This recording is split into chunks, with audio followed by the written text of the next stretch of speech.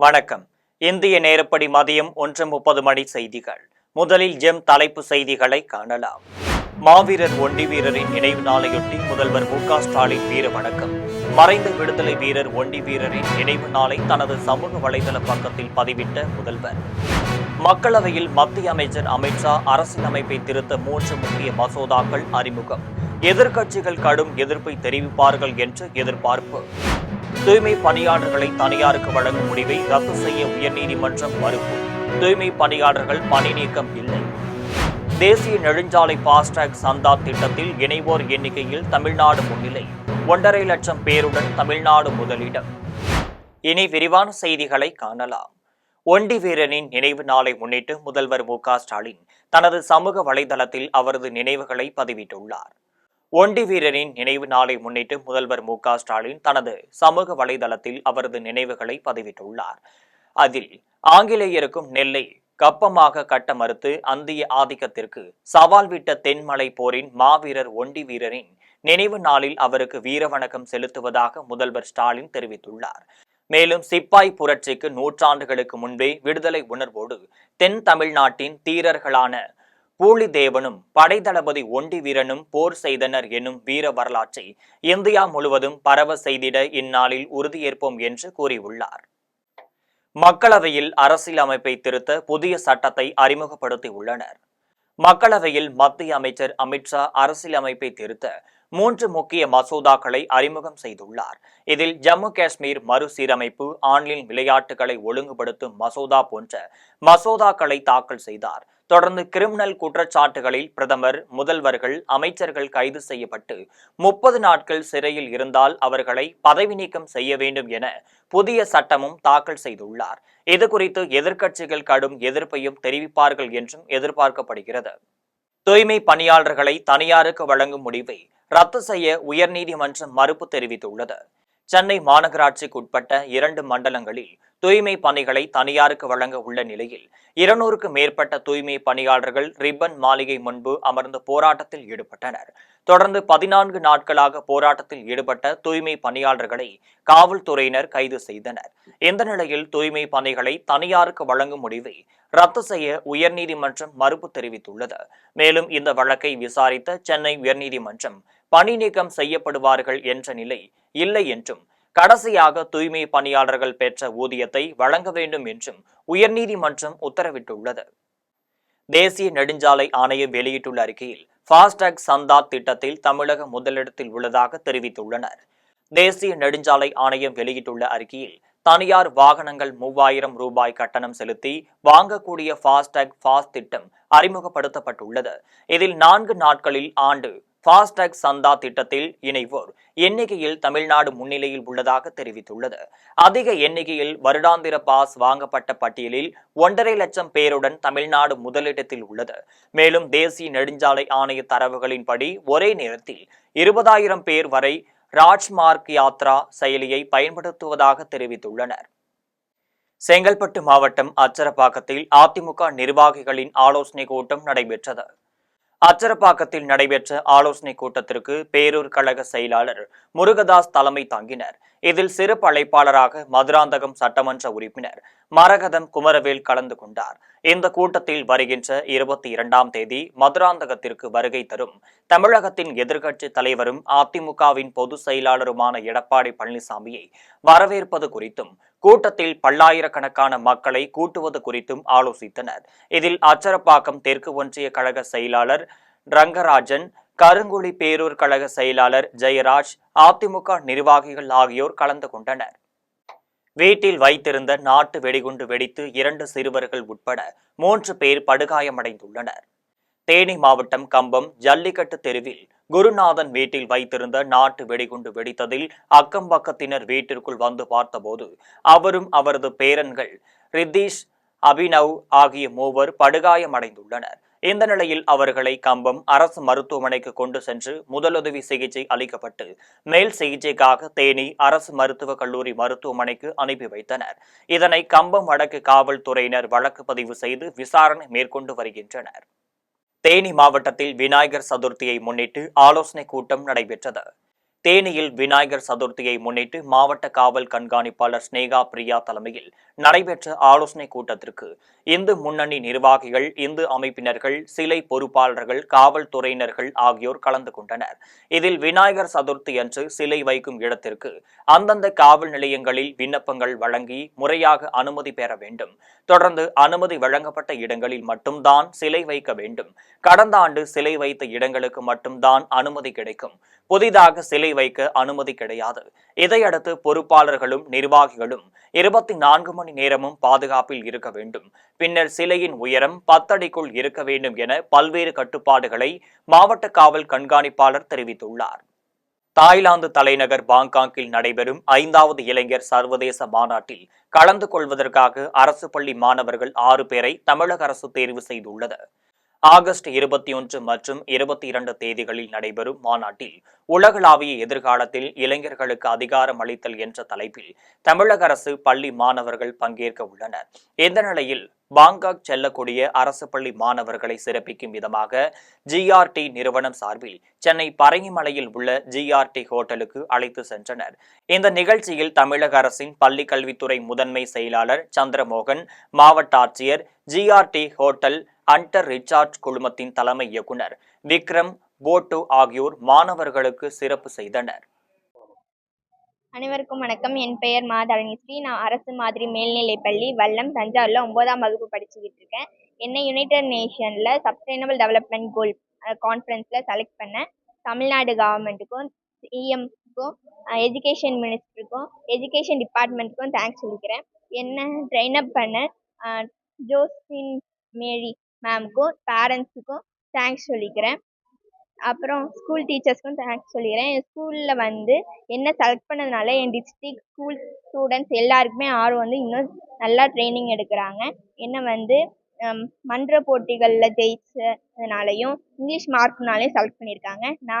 நான் அந்த கான்ஃபரன்ஸில் empowering rural youth with technology என்ற மல்டி சஸ்டைனபிள் டெவலப்மெண்ட் கோல் அதை பற்றி தான் பேச போகிறேன். அதுக்கு தமிழ்நாடு கவர்மெண்ட்ஸ் நிறையா ஸ்கீம்ஸ் இம்ப்ளிமெண்ட் பண்ணியிருக்காங்க. நான் முதல்வன், புதுமை பெண், இல்லம் தேடி கல்வி, அந்த ஸ்கீம்லாம் இந்த கோலை டெவலப் பண்ண நல்லா ஹெல்ப் பண்ணுது.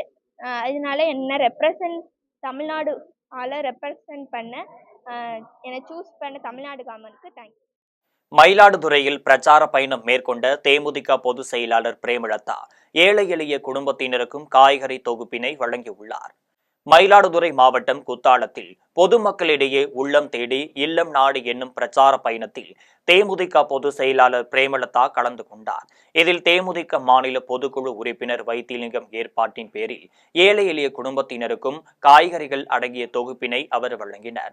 அப்போது பெண்கள் பிரேமலதா விஜயகாந்துடன் புகைப்படம் எடுத்துக் கொண்டனர். இந்த நிகழ்வில் தேமுதிக பொருளாளர் சதீஷ், மாவட்ட செயலாளர் பாலு, நிர்வாகிகள் உட்பட பலர் கலந்து கொண்டனர். திருமணம் நடைபெற இருந்த நிலையில் மணப்பெண் திருமணத்தை நிறுத்தி காவல் நிலையத்தில் புகார் அளித்துள்ளார்.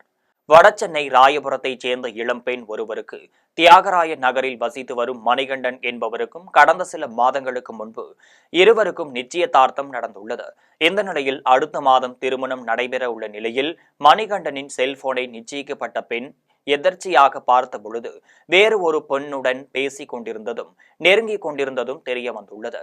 இது தொடர்பாக மணிகண்டனிடம் மணப்பெண் தொடர்ந்து விளக்கம் கேட்ட நிலையில் உரிய பதில் கூறாமல் அமைதியாக இருந்துள்ளார். இதனால் மணப்பெண் மணிகண்டன் உடன் பேசாமல் தவிர்த்து வந்துள்ளார். இந்த நிலையில் அவர் மணப்பெண்ணின் தங்கைக்கு செல்போன் மூலம் அழைத்து, உனது சகோதரியை என்னிடம் மீண்டும் பேச சொல், இல்லை என்றால் அவர் பணிபுரியும் இடங்களில் தவறாக கூறி வைப்பேன் என்று கூறியுள்ளார். இந்த செயலால் அதிர்ச்சி அடைந்த மணப்பெண் வீட்டார் திருமணத்தை நிறுத்துவது என முடிவு செய்து ராயபுரம் காவல் நிலையத்தில் புகார் அளித்தனர். இதையடுத்து ராயபுரம் காவல்துறையினர் மணிகண்டனை கைது செய்து நீதிமன்றத்தில் ஆஜர்படுத்திய பின்னர் சிறையில் அடைத்தனர். அவர் மேல பாத்தீங்கன்னா உமன் ஹராஸ்மெண்ட் 296B 7479 118(2) BSN ஆக்டில் அவர் மேலே இன்னைக்கு எஃப்ஐஆர் வழக்கு பதிவு செய்திருக்காங்க. ஏன் இதை நாங்கள் வழக்கறிஞர் பேட்டியாக கொடுக்குறோன்னா, இனி வரும் காலங்களில் இந்த நபர் இது போன்ற பார்த்தீங்கன்னா திருமணமாகி வேற எந்த பெண்ணையும் ஏமாற்றக்கூடாது அப்படின்றதுக்காக நாங்கள் இந்த பேட்டியை கொடுக்குறோம். அது மட்டும் இல்லாமல் இவர்கிட்ட ஃபோன் பண்ணி இந்த மாதிரி தகவல் கேட்கும்பொழுது, நீ ஏற்கனவே திருமணம் ஆகி பல பெண்கள் எல்லாம் ஏமாற்றி இருக்கிறியாமேப்பா அப்படின்னும் போது எனக்கு வந்து பார்த்தா கட்சி பிரமுகர்கள்லாம் தெரியும், பெரிய பெரிய விஐபிஎஸ் எல்லாம் தெரியும், என்னெல்லாம் மிரட்ட முடியாது அப்படி இப்படின்னு சொல்லிட்டு இவர் எல்லாரையுமே மிரட்டி இருக்காரு. அதன் பேர்ல இன்னைக்கு இவருக்கு வழக்கு பதிவு செஞ்சிருக்காங்க. இவருக்கு உரிய தண்டனை வாங்கணும். ஆத்தூர் அருகே நடுரோட்டில் வாகனங்களை மறித்து வடமாநில இளைஞர் ஒருவர் அரை நிர்வாணமாக ரகளையில் ஈடுபட்டுள்ளார்.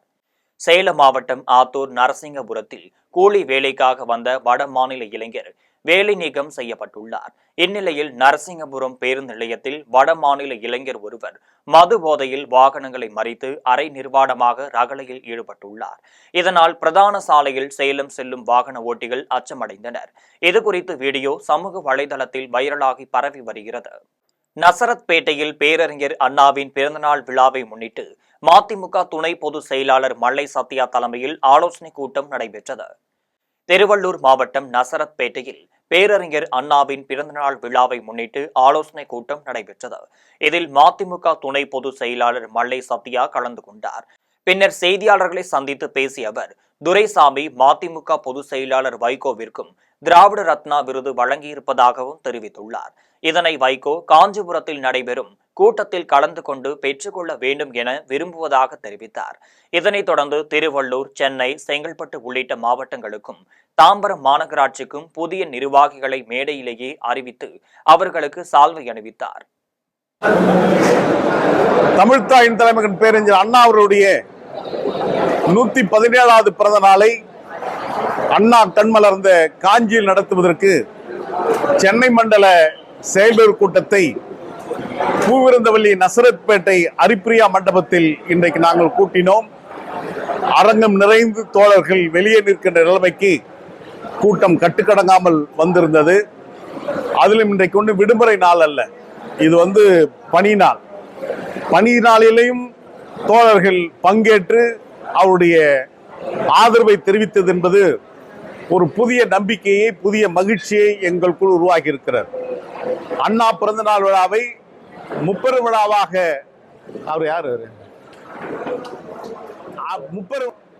நடத்துவதற்கு திட்டமிட்டிருக்கின்றோம். ஆர்கே நகரில் மழைநீர் வடிகால் அமைக்கும் பணிக்கான பூமி பூஜை போட்டு சட்டமன்ற உறுப்பினர் எபினேசர் பணிகளை தொடங்கி வைத்தார். சென்னை ஆர்கே நகரில் மழைநீர் வடிகால் அமைக்கும் பணிக்கான பூமி பூஜை போட்டு சட்டமன்ற உறுப்பினர் எபினேசர் பணிகளை தொடங்கி வைத்தார். பின்னர் செய்தியாளர்களை சந்தித்து பேசிய அவர், இதில் 1,40,40,000 கொள்ளளவு கொண்ட நீர்த்தேக்க தொட்டி அமைக்கும் பணியையும் 800 மீட்டர் குழாய்கள் அமைக்கும் பணியையும் துவங்கி வைப்பதற்கான பூமி பூஜை போடப்பட்டதாக தெரிவித்தார். மேலும் 1.5 மாதத்திற்குள் இந்த பணிகள் முடிவடைந்துவிடும் என்றும் கூறினர். இதன் பணிகள் முடிந்துவிட்டால் பெரியார் நகர், இந்திரா நகர், இளைய தெரு ஆகிய இடங்களில் மழைநீர் தேங்கும் நிலை இனி ஏற்படாது என்றும் தெரிவித்துள்ளார். இப்பொழுது நாம் நின்று கொண்டிருக்கின்ற இந்த இளையா தெரு, பெரியார் நகர், இந்திரா நகர் சந்திப்பில் அதிகமாக நீர் தேங்குகின்ற ஒரு பகுதியாக காணப்படுகிறது. இந்த பகுதி மிகவும் தாழ்வான பகுதி என்பதால் அனைத்து தெருக்களிலும் வருகின்ற நீர் கடைசியாக இந்த தெருவுக்கு வந்து இங்கிருந்து தான் மழைநீர் கால்வாய் வழியாக அது வடிகின்ற ஒரு சூழ்நிலை ஏற்படுகிறது.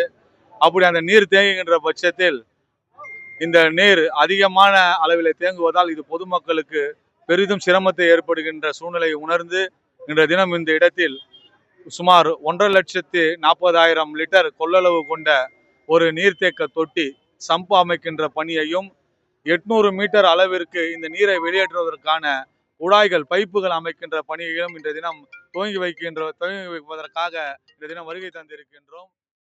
வாடுவம்பேட்டையில் சுரங்கப்பாதைக்கு நிலத்தை அளக்க எதிர்ப்பு தெரிவித்து பொதுமக்கள் வாக்குவாதத்தில் ஈடுபட்டனர். சென்னை வாடுவம்பேட்டையில் ஆதம்பாக்கம் பறக்கும் ரயில் நிலையம் பணிகள் நடைபெற்று வருகிறது. இதன் அருகே ஆதம்பாக்கம் மேடவாக்கம் மெயின் ரோட்டில் இருந்து மடிப்பாக்கம் செல்லும் சாலையில் சுரங்கப்பாதை அமைக்கும் பணி நெடுஞ்சாலைத்துறை சார்பாக கட்டப்படுகிறது. இந்த நிலையில் நிலத்தை திரும்பவும் அளக்கும் பணிக்காக அதிகாரிகள் அங்கு வந்துள்ளனர். அப்போது அப்பகுதி மக்கள் ஏற்கனவே கடந்த 2020ஆம் ஆண்டு அளந்து 4 மீட்டர் அளக்கப்பட்டு கையகப்படுத்தப்பட்டுள்ளதாக தெரிவித்துள்ளனர். இதனைத் தொடர்ந்து அப்பகுதி மக்கள் நெடுஞ்சாலைத்துறை அதிகாரிகளிடம் வாக்குவாதத்தில் ஈடுபட்டனர். மேலும் இதுகுறித்து நெடுஞ்சாலைத்துறை அதிகாரிகள் ஏற்கனவே நிலம் எடுக்கப்பட்டிருந்ததால் கூடுதல் நிலம் எடுக்கப்படாது என்றும் தெரிவித்துள்ளனர். இதனால் பொதுமக்கள் கடும் எதிர்ப்பு தெரிவித்து நிலத்தை பின்னர் அளக்க சம்மதித்தனர். ஐயா வணக்கம். நான் இந்த ஆதம்பாக்கம் வானும்பேட்டை ஏரியாவிலேருந்து பேசுகிறேன். நம்ம இந்த ரோடு அக்வசேஷனுக்கு 2021 பார்த்தீங்கன்னா ஃபர்ஸ்ட் அக்வசேஷன் எடுத்துட்டாங்க. எல்லாருக்கும் இந்த நீட்லேருந்து அந்த நீட் வரைக்கும் எல்லாருக்கும் ஒரு 4 சதுர மீட்ரு அளவில் வந்து 4 சதுர மீட்ரு எடுத்துட்டாங்க. நாங்கள் எல்லாருமே பார்த்தீங்கன்னா டெமாலிஷ் பண்ணி கொடுத்துட்டோம். இப்போது 4 சதுர metre 4 running metre 4 running metre வந்து எடுத்துட்டாங்க. நாங்களும் டெமாலிஷ் பண்ணி அந்த 4 மீட்டரை கொடுத்துட்டோம்.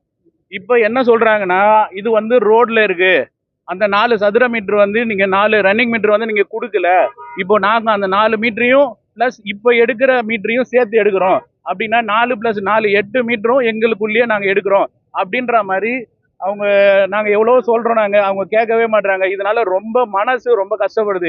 அதாவது நாங்கள் வந்து ரொம்ப லேண்டு கொடுக்கறதும் இல்லாமல் மனசால ரொம்ப கஷ்டப்படுறோம். இவங்க சொன்னாலும் அதிகாரிங்க நாங்கள் சொல்றதே கேட்டுக்கவே மாட்டுறாங்க. ஐயா, நாங்கள் தலைமுறை இங்கே வாழ்ந்துட்டு இருக்க குடும்பம், எங்களுக்கு தெரியும் இதனோட அளவு எங்கே இருக்குது, கல் எங்கே இருக்குது, காணி எங்கே இருக்குது, எல்லா அளவும் எங்களுக்கு தெரியும். இங்கே தான் இருக்குது, இங்கே தான் போச்சு, இங்கே தான் வருதுன்னு நாங்கள் தெளிவாக சொல்கிறோம். யாருமே கேட்க மாட்டாங்க. இதில் நாங்கள் என்னமோ குற்றவாளிங்க மாதிரி போலீஸ் வேற கூப்பிட்டு வந்துட்டு எங்களை மிரட்டுறாங்க. நாங்கள் என்ன பண்ணுறது சொல்லுங்க. காந்திபுரம் நகர பேருந்து நிலையத்தில் 2 பேருந்துகள் இடித்த சிசிடிவி காட்சிகள் வெளியாகி பரபரப்பை ஏற்படுத்தியுள்ளது. கோவை காந்திபுரம் நகர பேருந்து நிலையத்தில் ஸ்ரீராம் என்ற மினி பேருந்து மற்றும் கலைமகள் என்ற தனியார் பேருந்து இயக்கப்படுகிறது. இந்த நிலையில் கடந்த வெள்ளிக்கிழமை கலைமகள் என்ற தனியார் நகர பேருந்து காந்திபுரம் பேருந்து நிலையத்தில் அதிக நேரம் நிறுத்தி பயணிகளை ஏற்றியுள்ளது.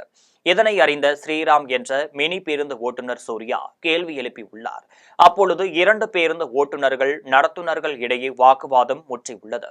இந்த வாக்குவாதம் முற்றிய நிலையில் கலைமகள் பேருந்து ஓட்டுநர் அதிவேகமாக பின்னோக்கி பேருந்தை இயக்கி வேகமாக வந்து ஸ்ரீராம் மினி பேருந்து மீது மோதியுள்ளார். இது குறித்து ஸ்ரீராம் மினி பேருந்து நடத்துனர் சூர்யா காந்திபுரம் காவல் நிலையத்தில் புகார் அளித்துள்ளார். பேருந்து மோதும் சிசிடிவி காட்சிகள் வெளியாகி பரபரப்பை ஏற்படுத்தியுள்ளது. பூந்தமல்லியில் வட்டார வளர்ச்சி அலுவலகத்தில் அலுவலர்கள் மற்றும் ஊழியர்கள் கருப்பு பட்டை அணிந்து 1 மணி நேரம் பணி புறக்கணிப்பு போராட்டத்தில் ஈடுபட்டனர். திருவள்ளூர் மாவட்டம் பூந்தமல்லியில் வட்டார வளர்ச்சி அலுவலகத்தில் அலுவலர்கள் மற்றும் ஊழியர்கள் கருப்பு பட்டை அணிந்து 1 மணி நேரம் பணி புறக்கணிப்பு போராட்டத்தில் ஈடுபட்டனர். தமிழ்நாடு ஊரக வளர்ச்சித்துறை அலுவலர்கள் சங்கத்தினர் சார்பில் நடைபெற்றது.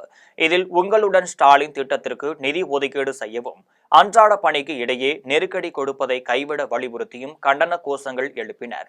இதனால் வட்டார வளர்ச்சி அலுவலகத்தில் 1 மணி நேர பணிகள் பாதிக்கப்பட்டுள்ளது. இனி வருவது தங்கம் வெள்ளி விலை மற்றும் பங்குச்சந்தை நிலவரம்.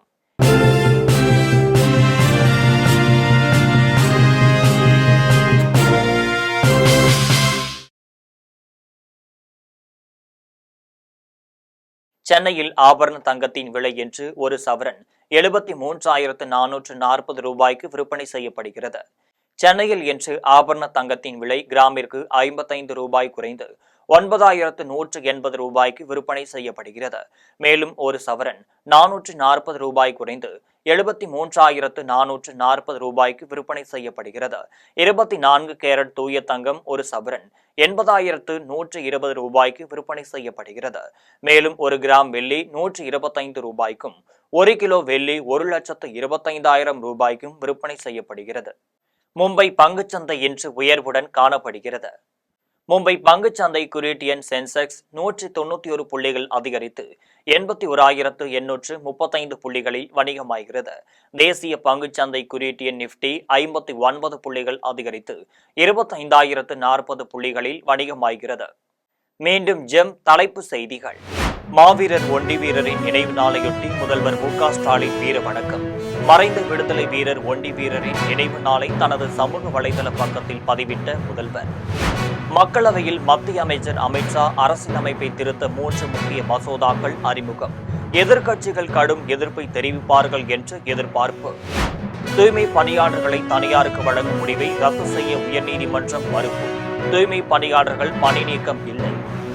தேசிய நெடுஞ்சாலை பாஸ்டாக் சந்தா திட்டத்தில் இணைவோர் எண்ணிக்கையில் தமிழ்நாடு முன்னிலை. 1.5 லட்சம் பேருடன் தமிழ்நாடு முதலிடம். இத்துடன் ஜெம் செய்திகள் நிறைவடைகின்றன. மீண்டும் ஜெம் செய்திகள் மாலை 6 மணிக்கு. உடனுக்குடன் செய்திகளை காண gemlive.tv என்ற இணையதளத்தில் இணைந்திருங்கள். நன்றி, வணக்கம்.